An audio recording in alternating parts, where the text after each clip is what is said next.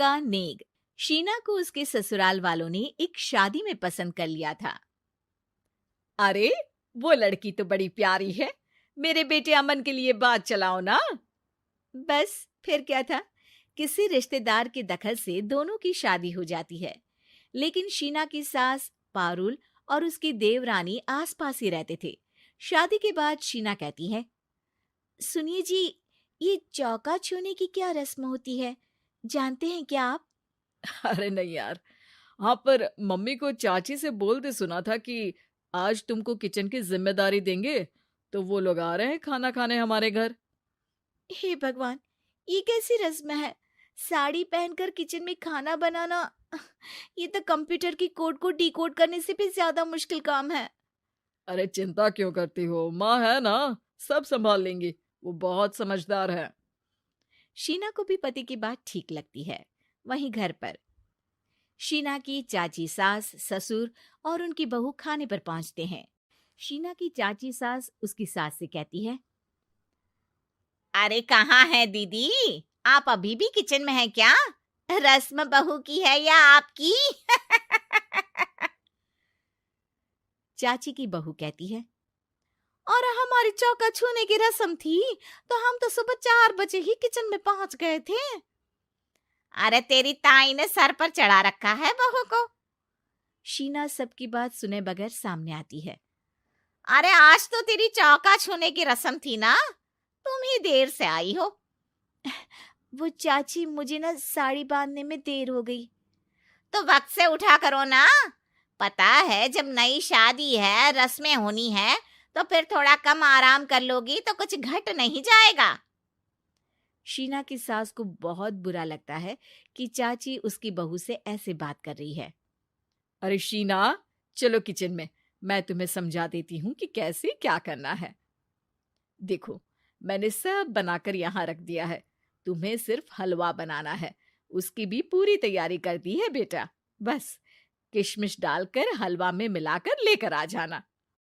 बस फिर क्या था, एक एक कर शीना सारा खाना टेबल पर लगा देती है। अरे बहू ने इतना सब बना दिया, वाह जी वाह। तभी शीना बोल देती है, नहीं नहीं चाची, ये सब तो माँ ने बनाया है, मैंने तो सिर्फ इसे टेबल पर लगाया है। वो साड़ी पहनकर काम करना अभी थोड़ा मुश्किल होगा ना।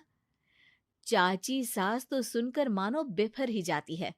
ये क्या बात हुई दीदी, मैं जब शादी कर कर आई थी तो आप बड़ी थी, पर किचन में ना आप आई और ना माँ जी। हाँ, क्योंकि उस वक्त मैं बहू थी और मुझे सास के हिसाब से काम करना था।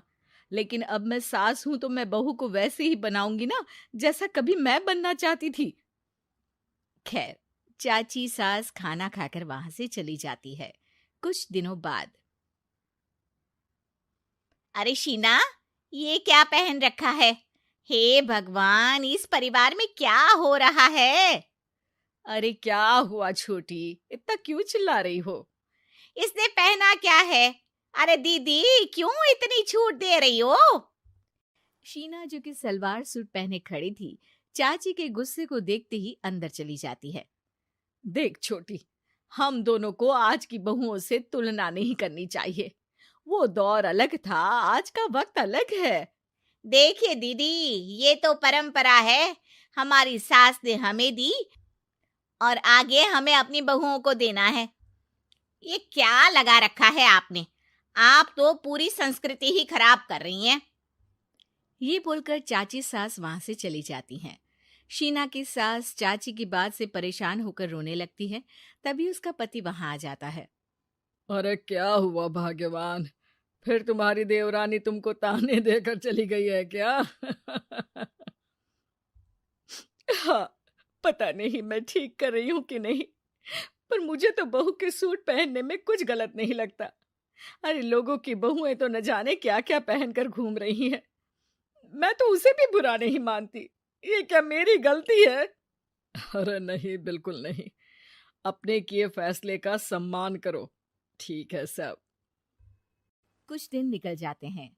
फिर आता है शीना का पहला करवा चौथ। अरे शीना बेटा, यह त्योहार हमारे घर में बहुत मायने रखता है। तुम शाम की पूजा के लिए अच्छे से तैयार हो जाना। और सुनो, चाची सास और उनकी बहू भी यहाँ आएंगी पूजा के लिए, तो खाना भी बनाना है, वो मैं बना लेती हूँ। तुम बस आज के दिन साड़ी पहनना बेटा। शीना समझ नहीं पाती है कि चाची सास के आने पर उसकी सास उसे साड़ी पहनने को क्यों बोलती है। नहीं नहीं माँ जी, मैं सारा खाना बना लूंगी, आप उसकी चिंता ना करिए, अब तो मैंने सब कुछ सीख लिया है। शीना की सास उसकी बात पर खुश हो जाती है। छोटी को पता न चले कि मेरी बहू घर में सूट पहनती है, तो मैंने आज साड़ी पहनने को बोल दिया। क्यों लोगों को बिना वजह बात बनाने का मौका दें। शाम को सब पूजा पाठ करके बैठे होते हैं कि चाची सास की बहू चाची सास से कहती है, माँ जी, आज के दिन तो आप लोगों के घर बहुओं को नेक दिया जाता है ना। हाँ हाँ बहू, बोलना, तुझे तेरी सास से क्या चाहिए। हाँ शीना बेटा, तू भी बता दे कि तुझे क्या चाहिए। मम्मी जी, मुझे ना आपका वो रानी हार चाहिए जो आपने अभी पहना है। चाची सास थोड़ा हिचकिचाते हुए कहती है, हाँ हाँ हाँ, ले लेना, सब तेरा ही तो है। तुझे कौन सा हार चाहिए बहू? माँ जी, मुझे नेक में आपसे परमिशन चाहिए कि आप मुझे नौकरी की इजाजत दें। आप तो जानती हैं कि मैं और ये एक ही कॉलेज में एक ही क्लास में साथ में थे, लेकिन आज वो कहाँ है और मैं कहाँ। वाह जी वाह, ये भी सुनना बाकी रह गया था। इस खानदान की बहू नौकरी करने बाहर जाएगी। और मैं भी तो इंटर पास हूँ, पूरे सेकंड डिवीजन, लेकिन कभी मजाल है कि नौकरी की बात की हो। पर दीदी, मैंने एमबीए किया है, वो भी बड़े संस्थान से। तभी शीना का पति और ससुर भी वहां आ जाते हैं। देखो बेटा, मैं वही सोच रहा था कि तुम नौकरी करने के लिए क्यों नहीं बोल रही हो। मुझे लगा शायद तुम नौकरी करना नहीं चाहती हो। नहीं पापा, वो तो हमेशा से ही कुछ नाम कमाना चाहती है। अपने माता पिता को भी इसने कहा था कि वो आप लोगों को अपनी तरह से समझ लेगी। सास को शांत दिखकर शीना कहती है, मम्मी जी, मैं वादा करती हूँ, घर का सारा काम करके ही ऑफिस जाऊंगी। खाना पीना किसी भी चीज के लिए घर वालों को परेशानी नहीं होने दूंगी। वक्त से पहले उठूंगी और काम वाली को भी हटवा दूंगी। शीना की बात सुनकर सास हंस पड़ती है। अरे शीना, ये ज्यादा हो गया हाँ।